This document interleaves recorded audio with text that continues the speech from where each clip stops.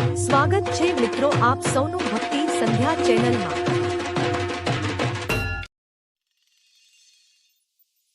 મિત્રો, વાસ્તુશાસ્ત્ર અનુસાર માનવામાં આવે છે કે આવા 10 પ્રકારના જીવજંતુ જો આપણા ઘરમાં આવે છે અથવા આપણા ઘરની આસપાસ આવે છે તો તેનાથી આપણા ભાગ્યનો ઉદય થવાનો હોય છે।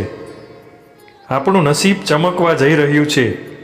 આપણા ઘરમાં ખુશીઓ અને સુખ સમૃદ્ધિઓ વધશે।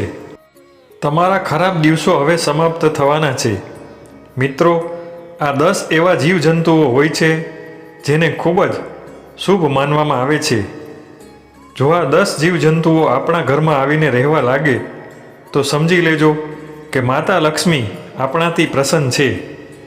આ જીવજંતુ જે ઘરમાં જાય છે તે ઘરની દિનચર્યા બદલી જાય છે અને તેવા ઘરનો ઉદય થતાં કોઈ જ રોકી શકતું નથી। મિત્રો, આ 10 જીવજંતુઓમાંથી ઘણા જીવજંતુઓ એવા હોય છે કે જે કોઈ દેવતાના રૂપમાં કાર્ય કરે છે। જેમ કે મિત્રો, ભગવાન નારાયણનું વાહન ગરુડદેવ હોય છે। જેમ કે આપણા પરમપિતા દેવોના દેવ મહાદેવનું વાહન નંદી છે। મહાદેવના પુત્ર કાર્તિકને ત્યાં મોર હોય છે। મિત્રો, આ જીવજંતુઓ ખૂબ જ મહત્વપૂર્ણ અને ખાસ હોય છે। બધા જ મનુષ્યએ આ જીવજંતુઓને ઓળખવા ખૂબ જ આવશ્યક છે।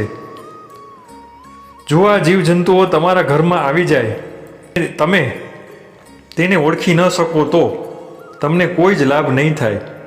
જો તમારા ઘરમાં પણ આવા જીવજંતુઓ આવે છે તો તમે વિચારી શકો છો કે તમારું નસીબ પણ હવે ચમકવાનું છે।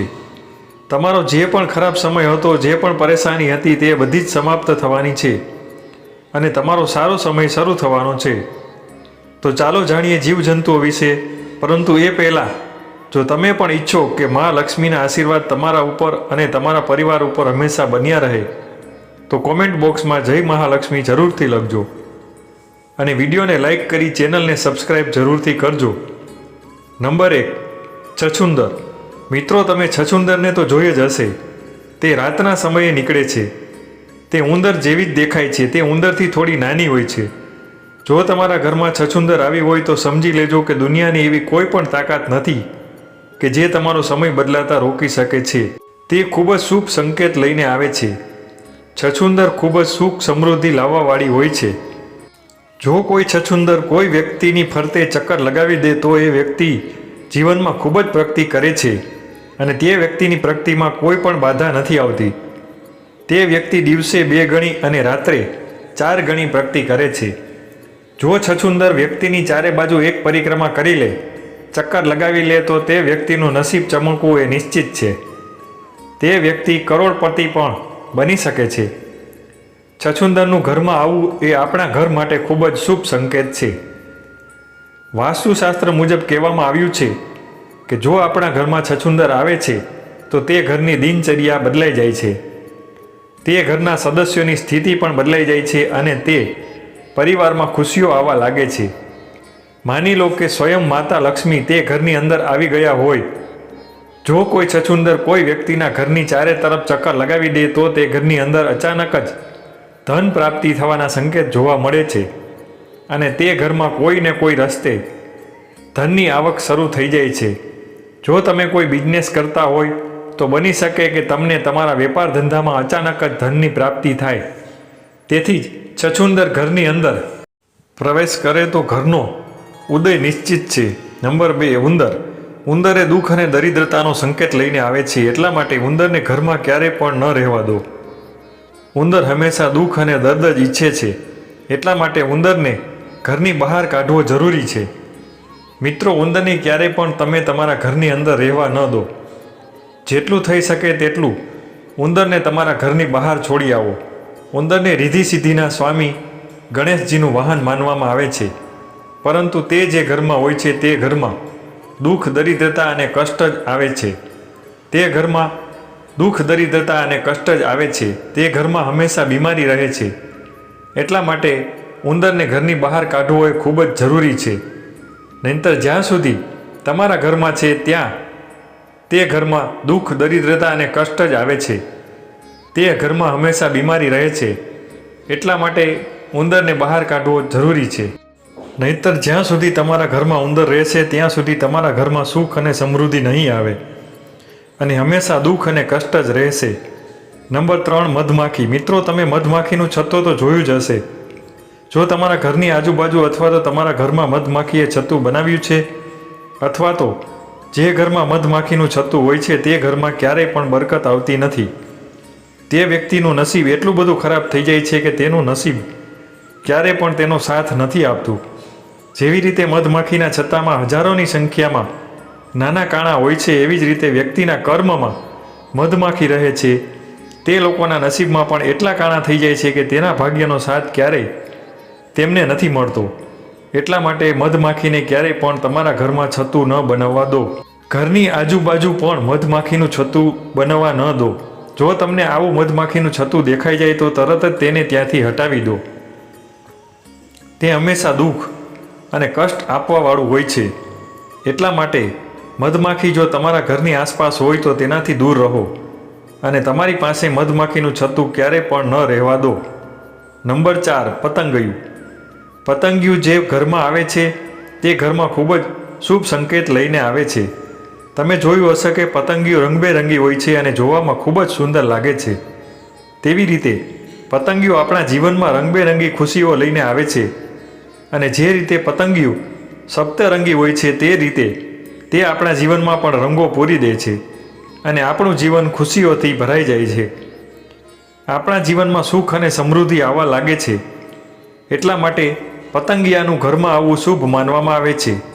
વાસ્તુશાસ્ત્રમાં પણ તેનું સારી રીતે વર્ણન કરવામાં આવ્યું છે કે પતંગિયું જ્યારે પણ કોઈ વ્યક્તિના ઘરમાં આવે છે તો તે ઘરનો સારો સમય શરૂ થઈ જાય છે અને તે ઘરમાં ખુશીઓ આવવા લાગે છે.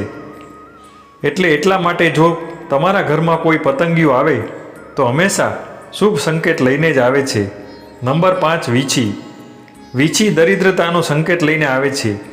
વીંછીનું ઘરમાં આવવું એ એક પીડાનો સંકેત હોય છે. તે સંકેત આપે છે કે તમારા ઘરમાં કોઈ પીડા આવવાની છે. પરંતુ મિત્રો, એક સાથે 2 વીંછી ચેન બનાવીને એટલે કે એકની પાછળ એક એવી રીતે જોવા મળે તો સમજી લો કે તમારા ઘરમાંથી લક્ષ્મીજી જઈ રહ્યા છે. નંબર 6, ગરોળી. મિત્રો, ગરોળીને માતા લક્ષ્મીનું પ્રતીક માનવામાં આવે છે. કેટલાક લોકો એવા હોય છે જે ગરોળીને મારી નાખે છે, પરંતુ તમારે ક્યારેય પણ ગરોળીને મારવી જોઈએ નહીં. જેના ઘરમાં ગરોળી આવે છે તેને સમજી લેવું કે તેના ઘરમાં સુખ સમૃદ્ધિ આવવાની છે. શ્રી વિષ્ણુ પુરાણ અનુસાર કહેવામાં આવ્યું છે કે જો તમારા પૂજા ઘરમાં દરરોજ ગરોળી જોવા મળે અથવા તો તમે પૂજા કરી રહ્યા છો અને તે સમયે આજુબાજુ ક્યાંય પણ તમને ગરોળી જોવા મળે તો તમારા ભાગ્યોનો ઉદય થવાનો છે. બહુ જ જલ્દી માતા લક્ષ્મી તમારા ઘરમાં આગમન કરવાના છે. જો તમને ગરોળી 2 પૂંછવાળી જોવા મળે છે તો સમજી લો કે જલ્દી જ તમારું નસીબ ચમકવાનું છે. ગરોળીમાં મા લક્ષ્મીનું સ્વરૂપ માનવામાં આવે છે. એટલા માટે બની શકે તો ગરોળીને ક્યારેય પણ મારવી જોઈએ નહીં. જો તમારા ઘરમાં ગરોળી આવે તો તેને ડરાવીને ભગાવી શકો છો, પરંતુ ભૂલથી પણ મારવી જોઈએ નહીં. નંબર 7, કીડી. મિત્રો, કીડી બહુ જ શુભ સંકેત લઈને આવે છે.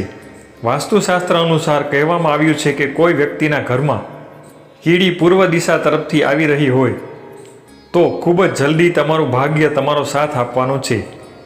બહુ જ જલ્દી તમારા દુઃખના દિવસો દૂર થવાના છે અને તમારા ઘરમાં ખુશીઓ આવવાની છે અને તમારા ઘરના સભ્યોની પ્રગતિ થવાની છે.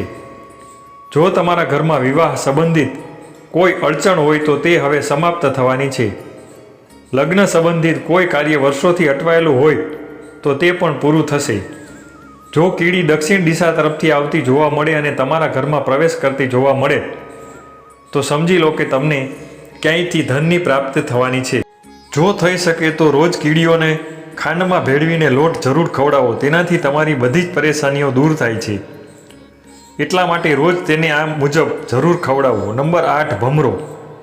જે ઘરમાં ભમરો આવે છે તે ઘરના ભાગ્યનો ઉદય બિલકુલ નક્કી થઈ જાય છે. તેને કોઈ પણ રોકી શકતું નથી. જો ભમરો તમારા ઘરમાં આવે છે તો તમે અનુમાન લગાવી શકો છો કે તમારું ભાગ્ય ચમકવા જઈ રહ્યું છે. નંબર 9, કાચબો. મિત્રો, કાચબો જો તમારા ઘરમાં આવે છે તો સમજી લ્યો કે સ્વયં ભગવાન વિષ્ણુજીના ચરણ તમારા ઘરમાં આવવાના છે. કારણ કે કાચબો નસીબવાળા ના ઘરમાં જ આવે છે. અકસ્માતે જંગલમાં દોડતો કાચબો કોઈના ઘરમાં આવી જાય તો સમજી લો કે શ્રી હરિ વિષ્ણુનો પ્રવેશ તમારા ઘરમાં થવાનો છે. તેને શુભ સંકેત માનવામાં આવ્યો છે. તે ઘરના ભાગ્યને ચમકવાથી કોઈ રોકી શકતું નથી. શ્રી હરિ વિષ્ણુની એટલી કૃપા થાય છે કે મા લક્ષ્મી સ્વયં દોડીને આવે છે. કાચબો જે ઘરમાં આવે છે તે ઘરમાં ભગવાન નારાયણ અને માતા લક્ષ્મી સ્વયં વગર બોલાવે આવે છે. એટલા માટે કાચબાનું ઘરમાં આવવું ખૂબ જ શુભ હોય છે. મિત્રો, જો આવા જીવ તમારા ઘરમાં પ્રવેશ કરે તો તમારા ઘરની શુભ સુવિધા સાફ સફાઈનું વિશેષ ધ્યાન રાખો. તમારા ઘરમાં ગંદકી હોય તો તેને સાફ કરી દો. ઘરમાં ઝાડા હોય તો તરત જ સાફ કરી નાખો, કારણ કે તે આપણા ઘરમાં તરક્કી આવવાથી રોકે છે. એટલા માટે આવા ઝાડા આપણા ઘરમાં ન હોવા જોઈએ. કરોળિયાના ઝાડા હોય તો માતા લક્ષ્મી આપણા ઘરમાં પ્રવેશ કરી શકતા નથી અને આપણા ઘરથી દૂર ચાલ્યા જાય છે. મિત્રો, આ તમામ જાણકારી જનરુચિને ધ્યાનમાં રાખીને આપવામાં આવી છે. જ્યોતિષ ધર્મના ઉપાયો અને સલાહને તમારી આસ્થા અને વિશ્વાસ પર અજમાવો. વિડીયોનો ઉદ્દેશ માત્ર તમને સારી સલાહ દેવાનો છે. આ વિડીયો દ્વારા અમે કોઈ પણ પ્રકારનો દાવો કરી રહ્યા નથી.